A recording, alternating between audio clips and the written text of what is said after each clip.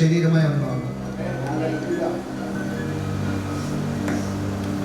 మనమందరం కూడా శరీరంలో జీవిస్తూ ప్రభువును తెలుసుకుని ఆయన ఆత్మగా మనం తిరిగి జన్మించి దేవుని యొక్క ఆత్మగా మనం జీవించాలి.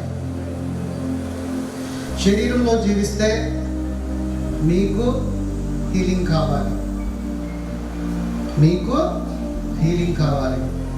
దేవుని ఆత్మగా కనుక మీరు జీవిస్తున్నట్లయితే not required any healing. You are not to be healed, you are already healed. నువ్వు స్వస్థత పొందుకోవు, నువ్వు ఆల్రెడీ స్వస్థతని పొందుకుని ఉన్నావు. సో స్వస్థత కొరకు చూస్తావా? ఆల్రెడీ స్వస్థతగా పొందుకున్నానని దీర్ఘాయుష్మంతుడుగా జీవిస్తావా? దేవుని యొక్క మాట, దేవుని యొక్క రాజ్యము మాటలతో కాదు శక్తితో అని దేవుడు చెప్తున్నాడు. ఆకాశించదు అన్నాడు. మీరు నమ్ముచున్నారా మాట?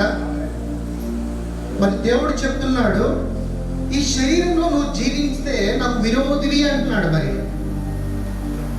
ఈ శరీరంలో కనుక నువ్వు జీవిస్తే నాకు విరోధివి అంటున్నాడు. నా ఆత్మగా నువ్వు జీవించు అంటున్నాడు. ఎందుకనంటే